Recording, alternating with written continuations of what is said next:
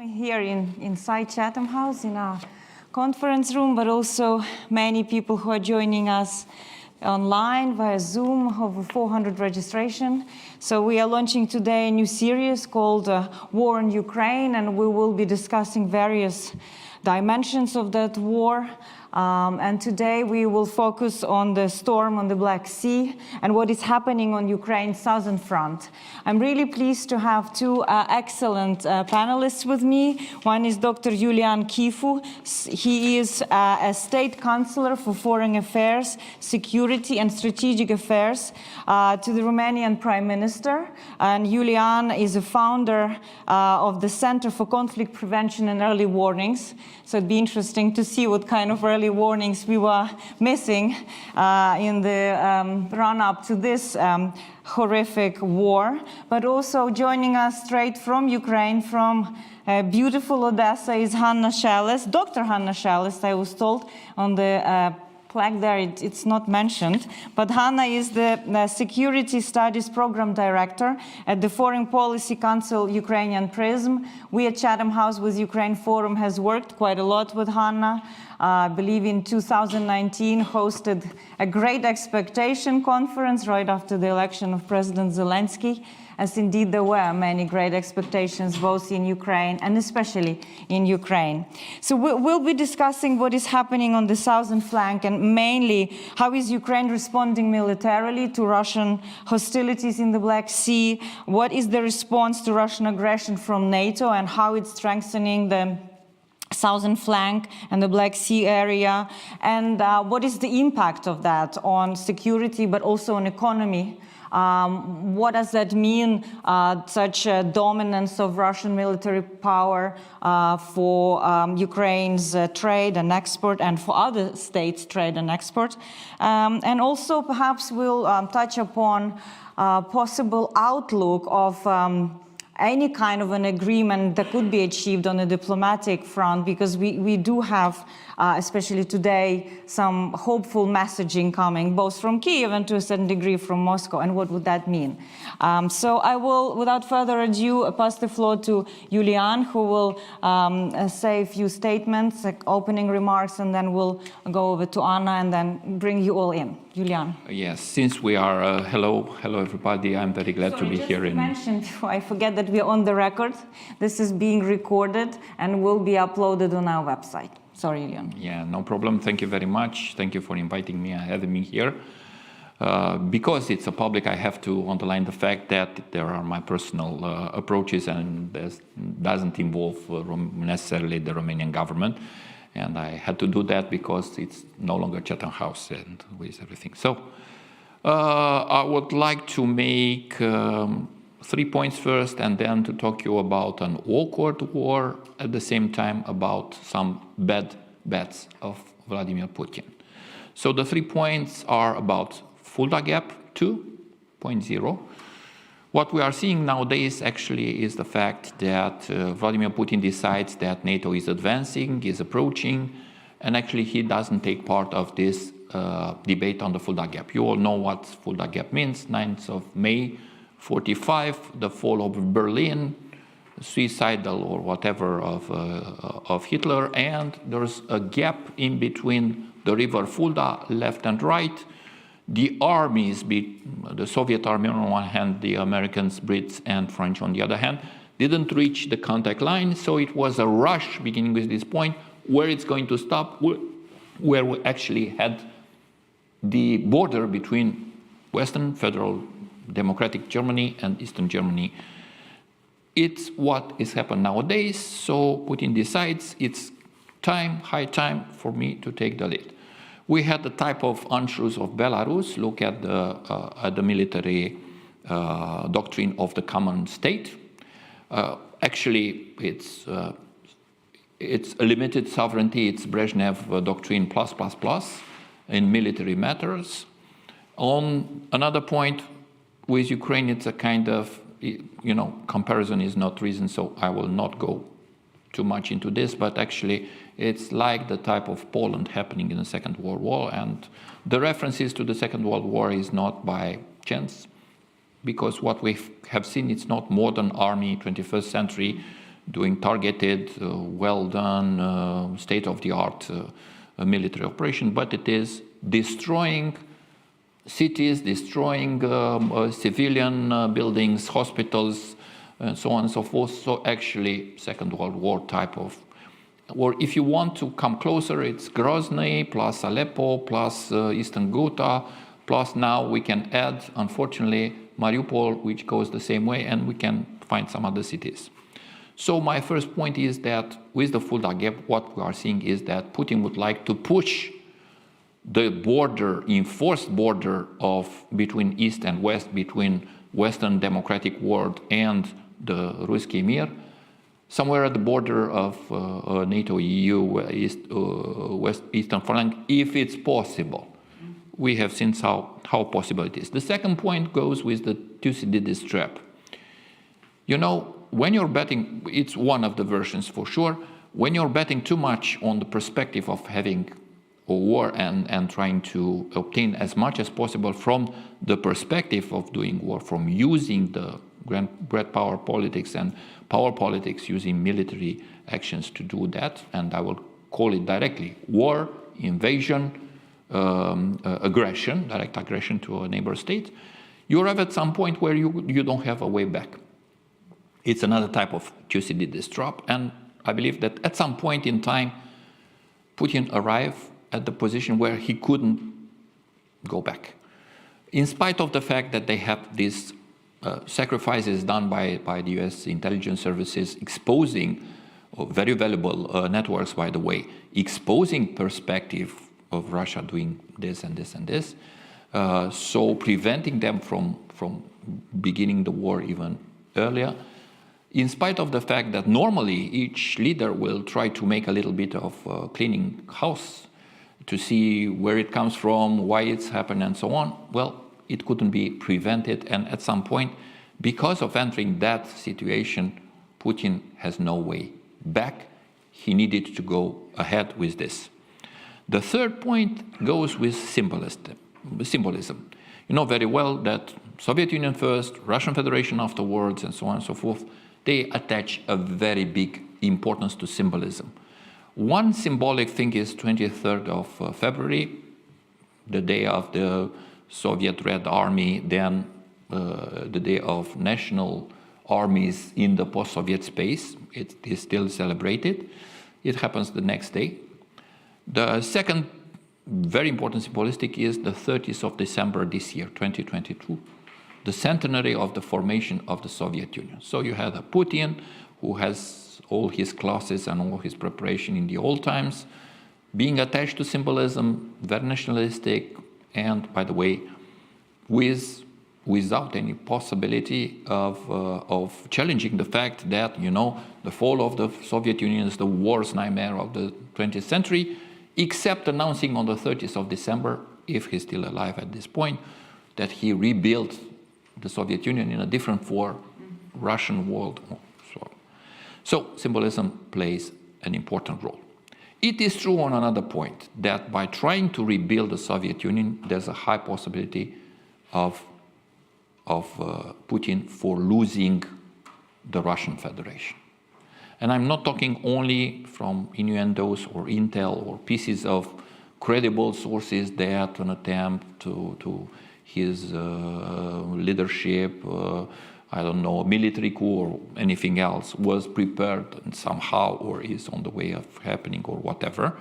But I'm talking this because of the fact that actually the costs of this adventure are far higher than what was expected. And in that respect, I will try to get a little bit on the mistakes or bad bets of Putin and on the awkward war afterwards. So bad bets. First one, I'm going to, some nationalists, extreme right, Nazi, fascist, Banderovci are running the country, but my people who are linked to Russia are going to take the flowers and welcome the liberator. Well, they didn't succeed in getting Kharkiv, 40 kilometers from the border, 90+% of Russians who told them, go home, defending their city. They didn't succeed in the southern part where they occupied the 58th Army of Gerasimov, occupied the region, Kherson and Zaporozhye, and going to Mariupol. Actually, cities occupied, majority of Russian getting out, Ukrainian flags, Russians go home. Second bad bet.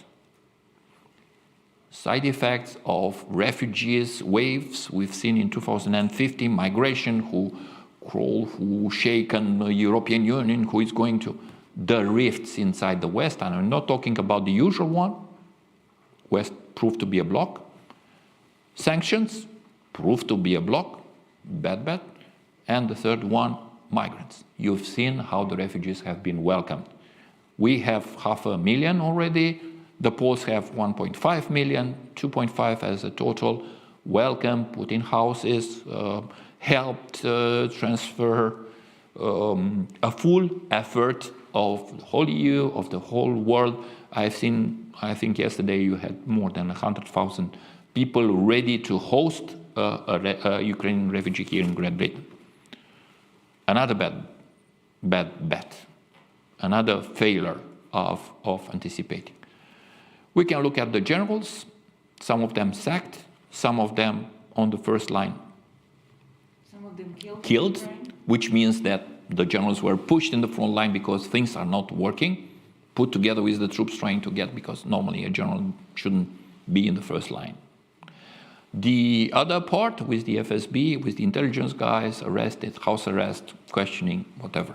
It's another very important point. And if you look at the show of the so-called Security Council that they had, people shaking and asking him, what would you like me to say, boss? I will say so. You can imagine what is the level of intelligence that can reach. A leader, 70s, who has stayed too long, far too long, and when you do so, you have the side effects. And I'm arriving at my last point, on an awkward war. What we knew about the Russian Federation was the fact that they have some very important weapons in some field. Hypersonic in the aircrafts, whatever. Electronic warfare. We didn't saw this being used on the ground. So big question mark. Either there's not enough capabilities, they were just for show and for pleasing Putin when he visited. Second, there's not enough persons to use them, qualified or. Third, and that's there is a different army prepared with different types of weapons, prepared to do a different war. And it's very questionable what's next. Because on the ground we have 20% of the army, 50% of the combat troops of the Russian Federation, still 50% of them in return. We have the troops from Finland, from the northern part, we have the troops from the Baltic states, we have the troops from Caucasus, from the south, central, from Far East, all of them getting together here, and now a new wave of recruiting down there. So a awkward war. Why? Why those capabilities, if existing, were not being used? We would have expected with an electronic warfare the capabilities that they have in hand. Normally, it would have blinded completely radars and anti-aircraft capabilities of the Ukrainians on the. Then no superiority in air. It hasn't been established. Look at the number of airplanes and helicopters downed. So all of these are creating a situation where we have to look very attentively. The big question mark is the fact that we don't have in hand at this point a way out, a safe face. Maybe Julian, or do you mind a victory if I stop for you here? Because we can yes, discuss sure. that exactly how that victory may look like for Kiev, for Moscow, for our collective West, because I think we also would like to have a certain outcome of this. Nobody is indifferent to this. And I think it's interesting, this big picture you've outlined, because I remember after the annexation of Crimea, many in Ukraine said that Putin got Crimea, but it lost Ukraine. Now Putin unleashed this war on Ukraine, but he risks losing Russian Federation the way we know it, because of all this head-on conflict with Ukraine, proxy in the West, and quite unified position of the West. So it's a big bet. As well. Yeah, Ukraine should be discussed as well in our debate. So we'll now go to Hanna in Odessa. So maybe Hanna, you can tell us what is the situation in Odessa right now? Do you think Russians are trying to achieve on the coast? Right, because are they trying to capture Odessa and the coast? And how is Ukrainian armed forces jointly with the civilian resistance, mayors, civil society, everybody mobilizing to resist? And what is the mood a bit? Tell us how you feel. Thank you, Arisa. Definitely, the situation is developing quite significantly, because you can see how the different theaters of warfare are happening, with sometimes a little bit of different tactics in the different parts of Ukraine. But in general, what we noticed within the last days, that because the Russians were not able to proceed to advance on the north, they started accumulating their forces on the south. But also they changed a little bit of tactics when they started to use much more of the long-range missiles or the aircraft missiles against the cities in different parts of Ukraine, both to distract attention and to bring the panic. So as a result, in what situation we appeared on the south? First of all is we need to remember that the blockade of the Ukrainian ports started several days before the invasion. And it's been quite significantly covered by the Ukrainian experts, talking that what Russians are doing, they de facto try to block Ukrainian export. And to understand how serious that is, just the ports of the big Odessa, so not speaking about Azov, just what is here in the Black Sea, been, if I'm not mistaken, around 60% of Ukrainian export was going through them. Plus, from this 60%, or in general, 90% of Ukrainian grain export was going by sea. And considering that Ukraine is in the top 3 of the world exporters of grain and sunflower oil and other types of the food, you can calculate and estimate what type of the consequences it may have, because it is already more than months that Ukraine is not able to export our grains, our goods, agriculture, and that can very soon influence the situation in the Middle East, in North Africa, in some Asian countries. That depends. For example, Lebanon received 50% of their grains from Ukraine. At least that was the results of 2021. And I know that already some countries of the Mashriq experienced the raise of the prices for bread and for the grains. And that's something what we consider as an essentials in terms of the product that is not the luxury goods or something like that. So this situation we noticed, but everybody thought that the idea is just to make the blockade and to disrupt the Ukrainian economy. As the situation appeared, it became much more serious.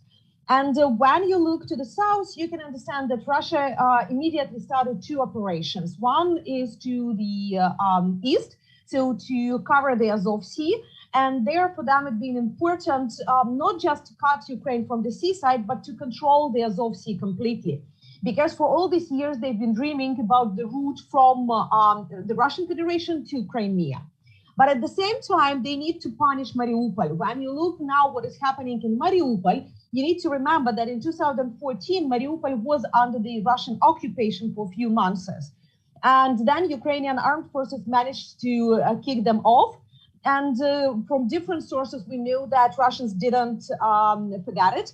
And definitely their severe damages that they are bringing now to the towns is both because they cannot take the city under the full control, but also because they cannot excuse that Mariupol didn't want to be with the so-called Donetsk People's Republic as the Russians expected. But the second operation is happening from Crimea to the west. And here you see the city of Kherson, the port of Kherson being occupied.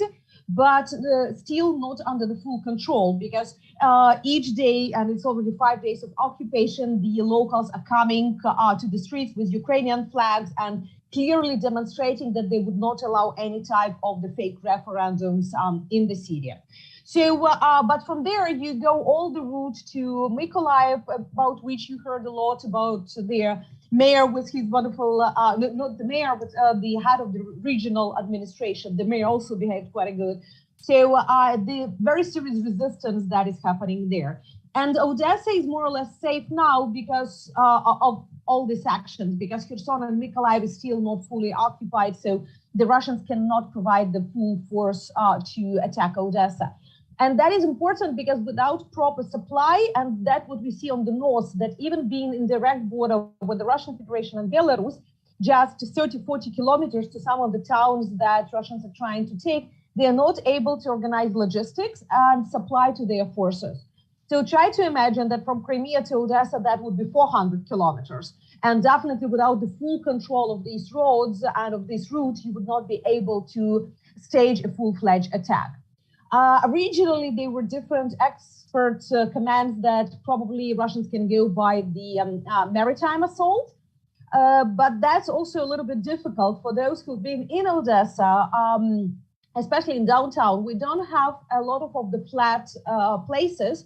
You have like a beach and then a hill. So that is very difficult for any type of the machinery of tanks or wherever to come to the downtown. So there are just few places where you can do it. Troopers cannot land if you don't have a full control from the land or the full control of the air. And air defense systems are working. The beaches are mined. Approximately 30 kilometers of Ukrainian beaches are mined as for now. And that makes everything very complicated. Not speaking about the weather, we are joking that it is the first year when Odessa locals are really happy because of the bad weather in March. And it was -7 and very strong wind a few days ago. That's something extreme for us, for sure. It should be +15 and sunny.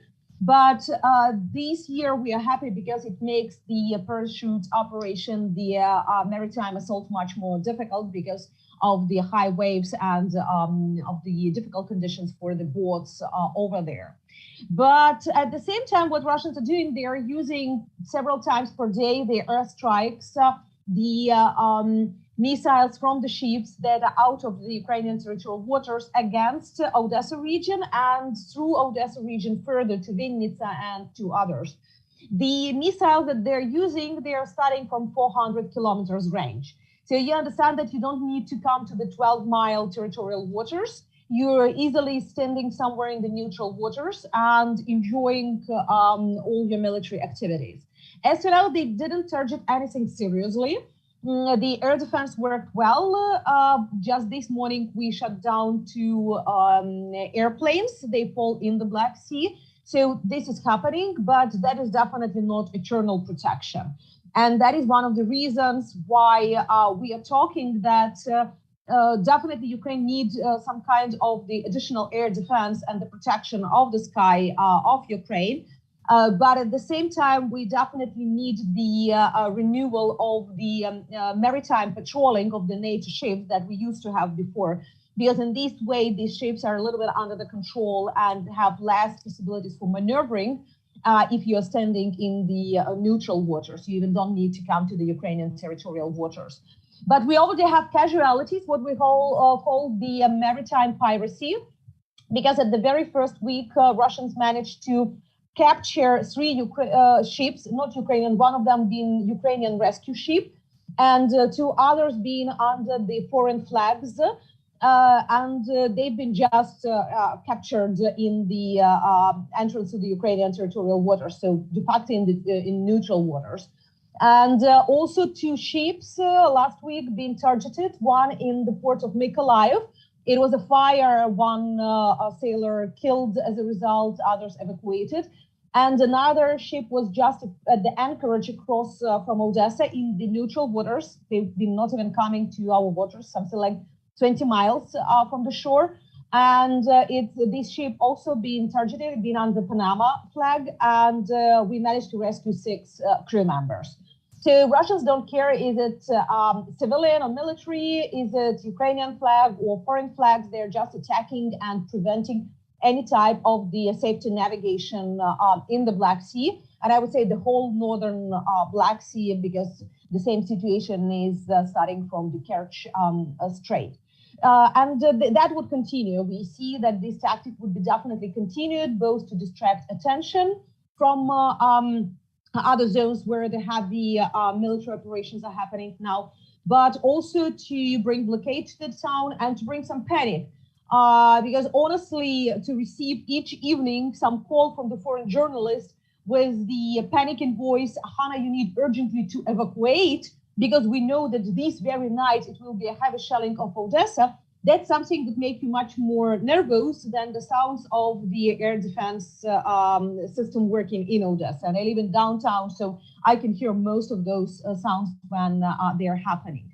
And the last probably ask now, because I can go more in the political and the strategic dimension of what is happening, but what there is asked about the civil resistance, that's probably been the biggest underestimation of the Russian Federation. It can be both because they wasted a lot of money for the so-called sociological surveys and some data from here, but de facto this money being just spent for the luxury goods by those involved, or because they didn't want to believe the numbers and the information that they got. But de facto, those cities like Kharkiv and Odessa that have been expected to be pro-Russian because they are Russian speakers, they definitely demonstrated that these moves being exaggerated by the Russian propaganda. And now you see how the different ethnic and religious communities are working together, how the city is being protected by the territorial defense together with the Navy and armed forces. Today, I needed to spend almost 2 hours at the block post. I needed to go to one of the storage facilities just at the suburb of the town. And these 2 hours being because territorial defense been checking each of the car crossing. That's really the big work against the saboteurs.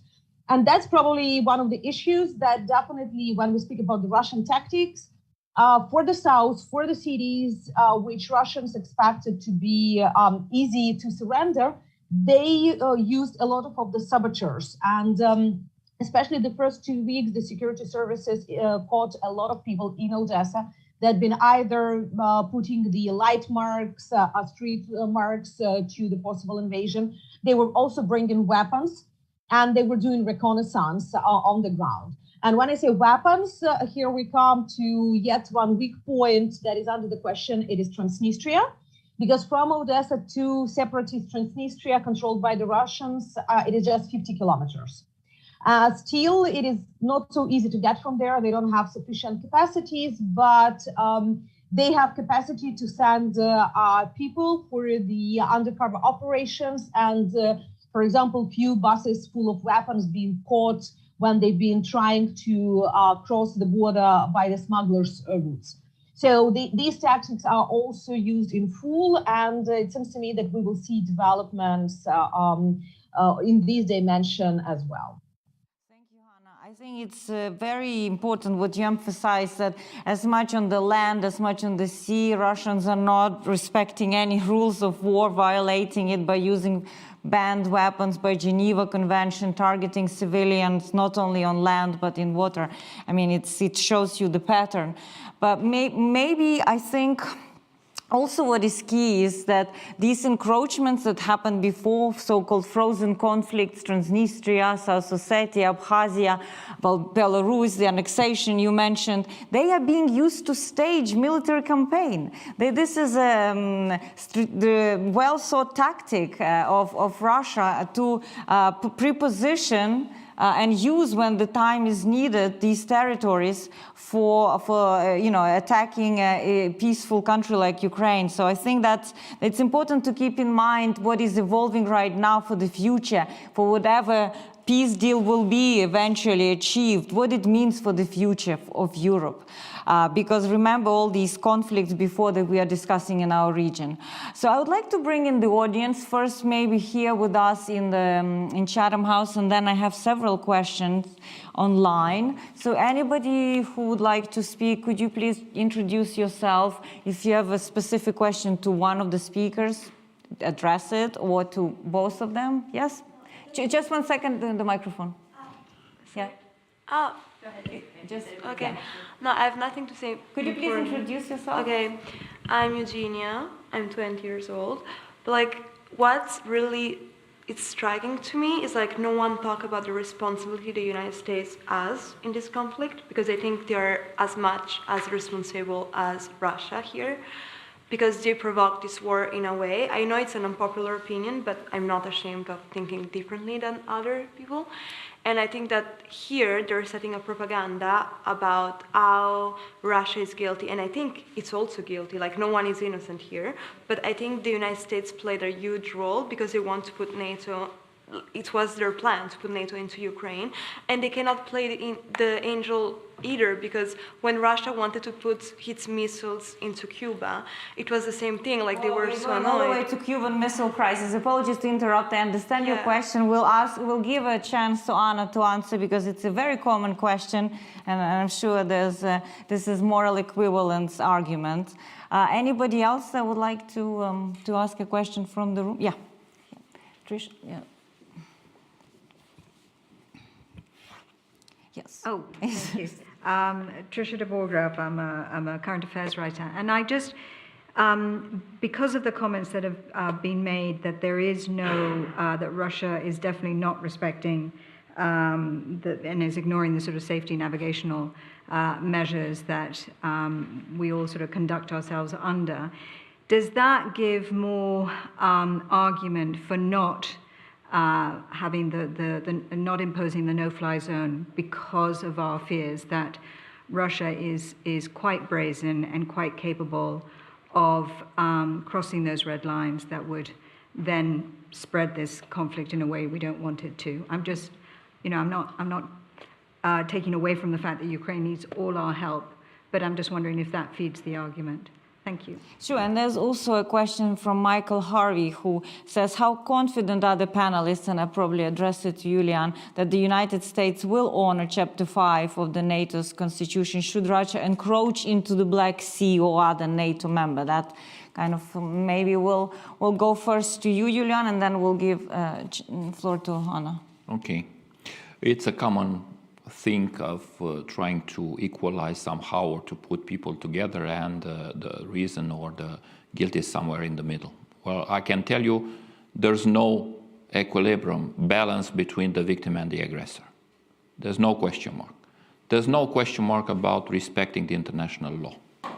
Beginning when, and I will not quote this, beginning with the chart where it is said that we have an equal sovereignty. Now Ukraine does not have, but is not entitled to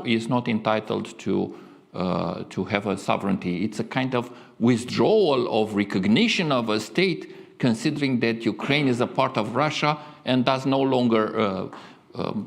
I'm going through the final act of Helsinki. I'm going through OSCE Founding Act, Budapest Memorandum, Chart of Paris for a new Europe, which decides that each state is able to choose the way that it wants to solve its prosperity or alliances. It's free to have it. We have the signature of the Soviet Union, then we have the signature of Russian Federation in Budapest. We have the founding documents, Almata, independent states, where there's a recognition of sovereignty, territorial integrity, and independence of each of the states. So there's no big brother.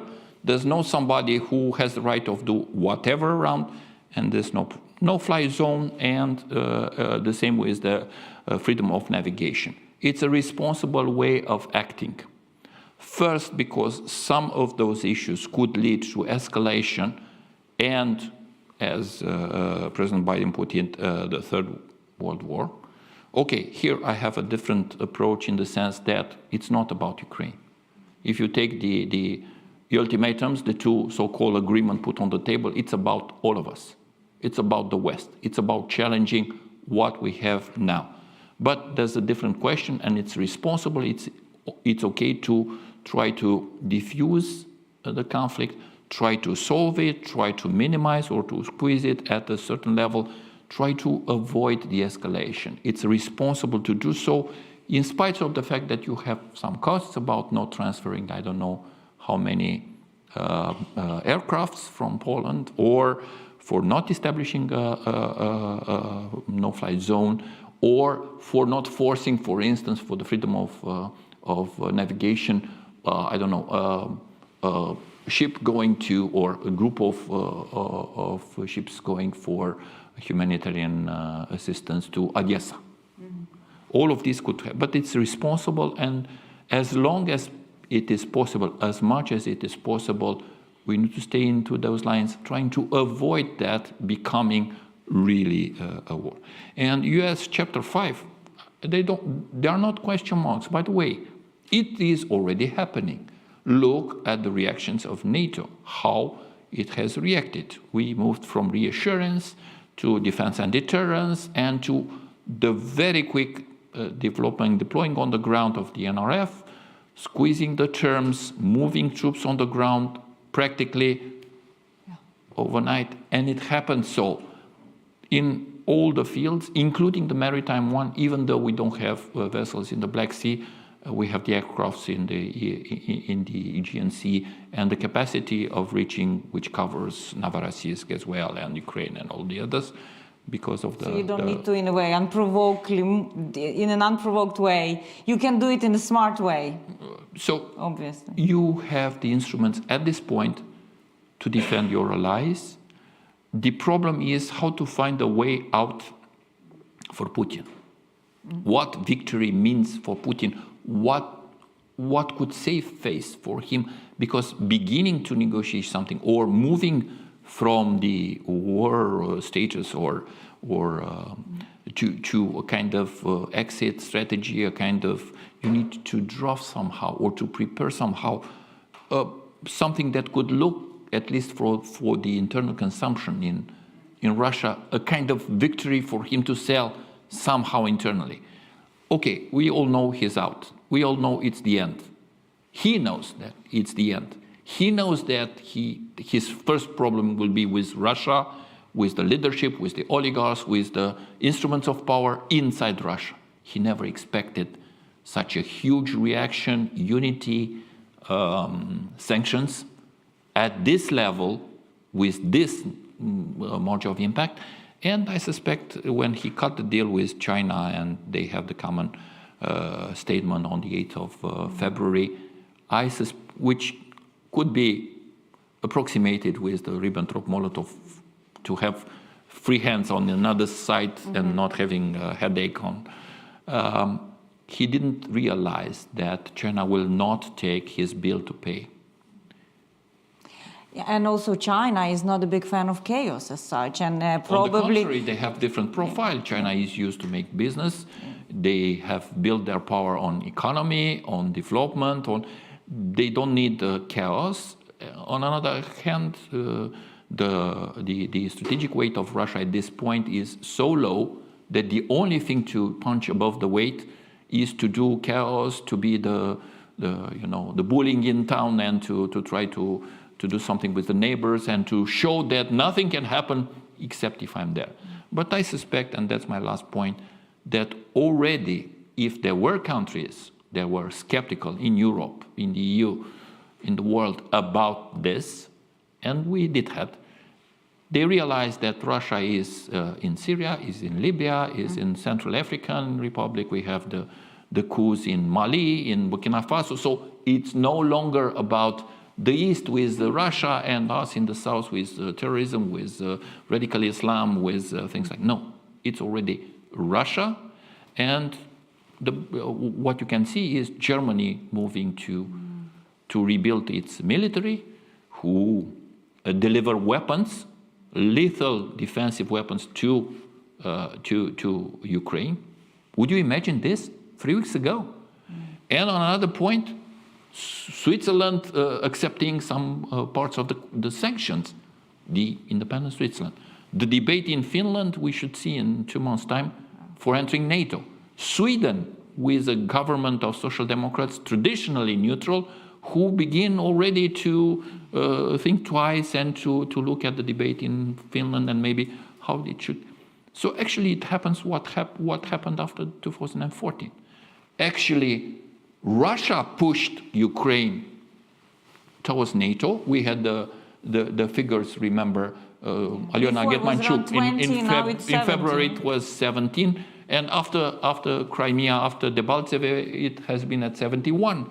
Support for NATO accession. It's what is happening in the northern countries, in the Grand North. So actually, if they begin with some rationale and some narratives, what they obtain is exactly the opposite, and it could have been prevented. They would have known that if they are acting in such a way, they will rely on the West, they are going to have militaries on the border, and that everything is going to change in the bad way. If they wanted less NATO and less military capabilities, they obtain exactly the opposite. Exactly. He's achieving completely opposite results, and that's what he states he wants. But I'll come back. I want to come back to Black Sea, right? Because we really want to focus today on it. And there's a question from Suzanne Stewart from Berlin, right? Hanya, you know her. So I think I'd like to address this to you. She's asking, how do the panelists assess the role of Turkey in the current developments, including the regard of the use of the Montreux Convention? And what is the current status of the North Crimean Canal? Has Russia been able to restore the flow of water through it to Crimea, as some of the sources have claimed? So two questions in Susan's question. So maybe we'll start with Turkey and then water to Crimea. Yes, and if you will allow me, I will refer quickly to what been asked in the first round of questions. Probably for this question about the US trying to grab Ukraine to NATO, I would laugh before February 2022. But now I feel real sorrow for the cynicism of our guest, because she considers that even if we imagine that the US is trying to grab Ukraine to NATO, what is nonsense, but it means that Russia has a right to kill civilians, 100 kids, 2,000 civilians, to destroy 100 hospitals and 300 schools, just because they didn't like with whom Ukraine is going to discuss the security issues. And it seems to me that that is really cynical to excuse the Russian actions by such allegations that, by the way, being invented by the Russian propaganda and being actively spread in many countries, not only in Ukraine. That reminds me of the situation, I would speak now very undiplomatic, but when a woman decided to marry another guy, and her former boyfriend is saying that I will kill you and your boyfriend just because I don't like you to marry him. Does it give him a right that in the past they were together? Definitely not. And it seems to me that sometimes we need to calibrate our values and understanding that it's not about real politics, it's about the lives of people. And Russians are definitely not protecting what they've been standing for. They said that they are protecting Russian speakers. They almost destroyed Kharkiv, the biggest Russian-speaking city in the country. They say they're protecting Orthodoxy. They destroyed already several churches and monasteries, which were of the Moscow Patriarchy and that were of the cultural heritage.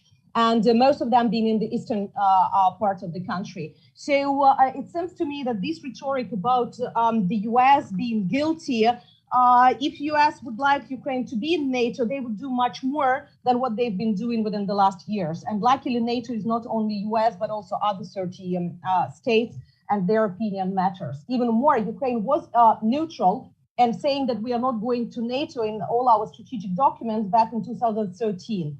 It didn't stop Russia from the annexation of Crimea. So this excuse about NATO enlargement, it seems to me it's not even funny anymore. About North Crimea Canal, that's the easiest question.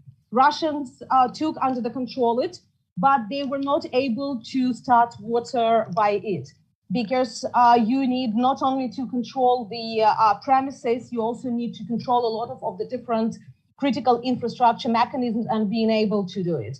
But also after all these years, it was not only that Ukraine switched off water at the North Crimea Canal, but also because Russians themselves destroyed quite a number of the special places at the territory of Crimea. So it's quite a complicated hydrographical structure to make it possible. So as for now, no water, and they're not able to start using it. Turkey. difficult case. Turkey, all these years, have been trying to maneuver and to balance between the Russian Federation and Ukraine. And it was, first of all, because of their own national interest. They definitely, in the big issues like territorial integrity, sovereignty, choice of Ukraine towards NATO, or the Black Sea security, or Crimean Tatars' rights, they were completely on the side of Ukraine. Also, you need to remember that the last few years, Ukraine and Turkey signed plenty of the strategic documents about military and military technical cooperation, including Bayraktar, the famous drones, the agreement being signed that they've been produced in Ukraine. So in this way, I would say that Turkey made their choice and took their side. Still, we understand that for Mr. Erdogan, there are much more considerations just Ukraine when he is thinking about relations with Russia. Montreal Convention is one of those very painful moments for the Turkish diplomacy, and they are still trying to adhere to the letter of this document as much as possible. Nevertheless, they said that they're using now and implementing the articles of this convention, and they are not allowing some of the Russian ships to cross Bosphorus and to come to the Black Sea. Because according to the text, Russians as the literal state can bring the ships, but it is one very interesting line that they can come in case they're registered in the Black Sea. So Turkey used this point and trying to demonstrate that if there are ships from the Pacific fleet or from the Northern fleet, they are now stationing in the Mediterranean and they are not able to come. What really brings the difference, because those ships being not just the landing ships for the personnel, but some of them being capable to bring long-range missiles such as Iskander, for example. So that would be quite a dangerous and would allow Russians to control the big area in the Black Sea. And the last but not the least about the no-fly zone and Russians violating international law. I understand that that is a moral question, and my answer probably would be divided into two parts. First of all, Ukraine is saying that in case you are not ready to provide us with no-fly zone, provide us with the capabilities that Ukraine would be able to protect our sky by ourselves. You understand that our capabilities are not enormous, they are limited, and already after 3 weeks of the constant airstrikes, we are lacking the ammunition and we may lack it very soon. So that's why, in case other countries are not ready to help directly, they always can help indirectly by supplying the necessary ammunition for, including for the javelins, but that we are speaking about the low flights, but also something more serious. And today we had a good news that some of these would be provided to Ukraine. The second issue is that, policeman understanding what are the risks he or she has when they're catching the criminals, they are still trying to do it. And they understand that the criminals are having weapons and criminals are not obliging or not following the laws. But that is the job of policeman. And it seems to me that now we are in the situation that international community need to understand that the help that they can provide, it's not just protecting Ukraine. It is a little bit opposite. It is now Ukraine protecting the NATO member states so they would not be attacked by the Russian Federation. We already heard accusations and threats from the top Russian politicians, including Mr. Putin, against several NATO member states, but also against the neutral Finland and Sweden. So you see that ambitions of Russian leadership are much further than just Ukraine, and that for him, that is important to humiliate the NATO member states as, first of all, European member states. That's why I would say that the price we are paying now, including by the sanctions, it is the price higher because we didn't do sufficient before the crisis. So we allowed Putin to think that we are weak, and that it is possible to use weapons and to conduct such an operation. Thank you. And would you like to add something else on Turkey and perhaps, the maritime powers, Romania, Turkey? How do you see the cascading effects of that on Romania, for example, in particular? Is there cooperation between literal states of NATO in that regards to protect and shield off? Okay. Yeah. Here. things are more or less knowledgeable. Turkey is a loyal ally inside NATO. We have the statement of President Erdogan, who was saying, okay, we are trying to moderate, to mediate to somehow. We recognize the sovereignty, territorial integrity of Ukraine, our partners, we have a strategic relationship, and by the way, we are a member of NATO. We have a strategic partnership with Turkey, relationship is very tight. For sure, they are doing their part of the job in the conditions that they always had, because remember, Turkey was always in the forefront in Soviet time, then border with Iran, then trying to cope with the Middle East flooding towards Europe and so on. So at the end of the day, on in all, Turkey is playing its role the way that they have capacities to do so. No problem on that. But I think that we have to move even from the idea of Russia, NATO. So it's not Russia, Ukraine, but it's not Russia, NATO. Mm-hmm. Look at the vote in the Security Council. Look at the vote in the General Assembly of the UN. It's not about a bunch of Western countries or democratic countries, liberal democratic countries as they want to put it. It is about 141 countries. And the part about the Russia being isolated completely in the world because of what they've done, together with Belarus, together with Eritrea, together with Syria. So we have to realize that it is about a global coalition of countries from all over the world prepared to sanction, and by the way, with an abstention of China from the whole. Well, the big partner always, it's tighter than an alliance. No, it's nothing. It is an isolated Russia who exit from the system with Putin, who have no answer to anything, just innuendos, just narratives, just stories, and there we are. And I would make an emphasis on Ukraine, because you're Ukrainian originally and because Hanna is Ukrainian, I should do that. We had a Ukraine who realized its statehood in 1991, reestablished its statehood. A Ukraine who reaches the democracy and liberalism and freedom with Yushchenko, Tak Yushchenko and the Orange Revolution, with the Maidan, the only country who actually fight for European Union. Would you ever imagine for European Union? Saying that to London means completely awkward. And after that, being on the street, contesting the leadership, including against Zelensky. Remember, the volunteers were 2 times ready to put down the gate at the presidential office and so on, when they believe that there are some negotiations, some betrayals and so on. They find their freedom. Then they realize their identity after 2014. Basically, the real identity and the specifics was established after the Russians annexed Crimea and forged the military aggression in Donetsk and Luhansk. And I mean forging the identity together with the minorities, together with the Tatars, together with the Russians that had seen their lives destroyed in the eastern part of Ukraine and moved to Ukraine under the Ukrainian government in spite of the allegation of those damn Ukrainians who are eating Russians or whatever for breakfast. And now we are seeing the independence war.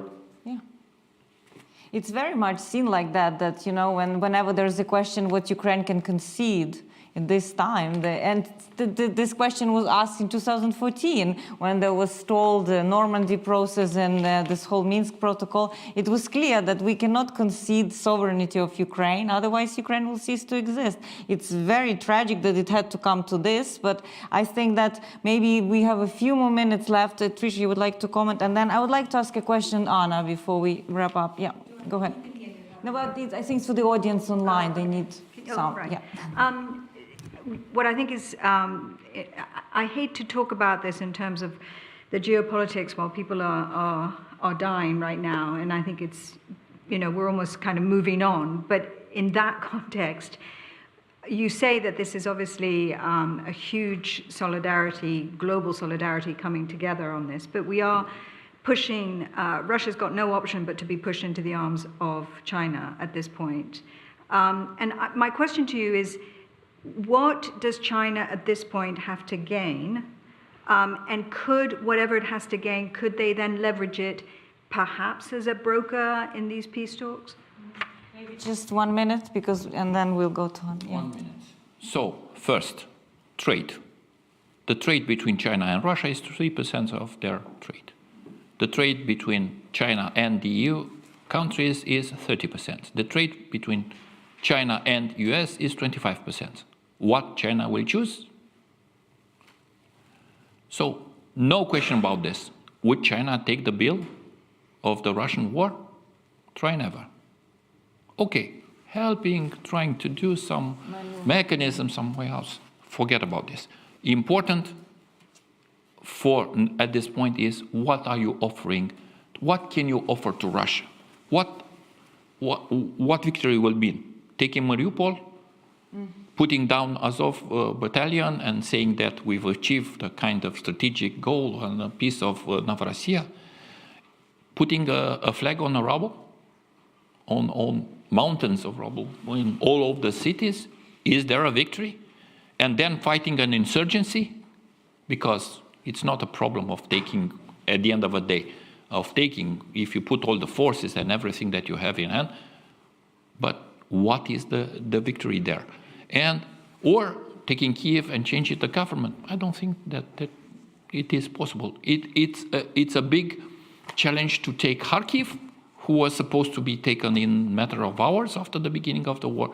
It's a problem taking Mariupol on the bombings, and it's a problem of taking Kiev. Kiev is very difficult to be defended and very difficult to be taken. Yeah, I urge you to take a look on Chama's website. We had yesterday a conversation with the defenders of Kiev, those who are there on the ground, and they explain a lot about what are they expecting and how they are preparing. Just out of interest, I think they gave us a lot of insight. So Hanna, before we close down, you talked a little bit what victory may look like for Putin, but what does victory looks like for Ukraine? What it is that some people call about red lines. So how Ukraine would like to come out of this so that it's better off, and what are the pieces of that puzzle that perhaps diplomacy is already working behind the scenes? Would you like to just share with us your view, of course, from civil society? There is definitely plan minimum and plan maximum. The plan minimum is just to get rid of the Russian forces from the territory of Ukraine and to be able to start restoration of the country, where we would need a lot of the international support, considering what is happening for many of the cities. Some towns even cease to exist anymore in terms of infrastructure, roads and everything. So that would take time and effort, but you cannot do it without Russians getting out. The plan medium will be definitely also returning Donbas and Crimea to Ukraine, and all international institutions are still considering them Ukrainian territories, as well as, first of all, Ukraine is considering our territories. So it seems to me that just to excuse Russians their attack, the 8 years occupation of these territories, would be not enough anymore for Ukrainians. And the plan maximum would include the continuation with the European Union and NATO membership of Ukraine. Because definitely for Ukraine, that was about freedom of choice. That it is us who would decide where and with whom we would like to be and how to proceed.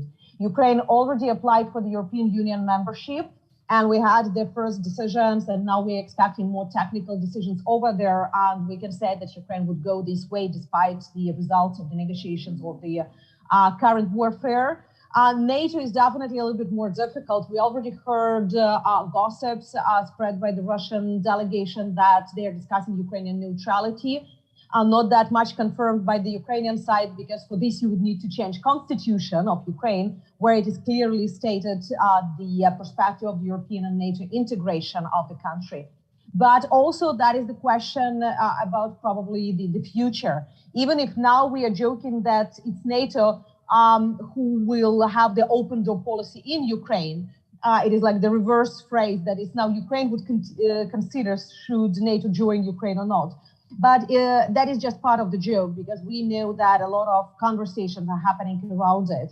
But that should be Ukrainian sovereign choice of what future we would like to have. The very big victory would be Russia that is deputized. I mean, the Russia that is changing and becoming more democratic. We understand clearly that without domestic change in the Russian Federation, Ukraine would be under the constant threat. And that is not just because of Mr. Putin and few people around him in the Kremlin, but you can see the numbers. You can see what percentage of Russians supporting this warfare against Ukraine. You can see, and that is Russian numbers, so they are demonstrating it. You can see then how ratings of Mr. Putin raised within the last 3 weeks. And you can see the statements, like, for example, when 200 rectors of the universities signed a letter, open letter, in support of the military operation against Ukraine, as they call it. So that demonstrates that with such an aggressive rhetoric and moods inside of the country, it would be impossible to think about the real security of Ukraine. Well, thank you so much for outlining this. I just want to also point to this Putinization as an ideology where young generations are being brainwashed and now carrying these Z letters and rallying around. But also Ukraine's prime minister mentioning that the already preliminary at this point, calculation for rebuilding Ukraine will be roughly $500 billion US. So we are talking big numbers.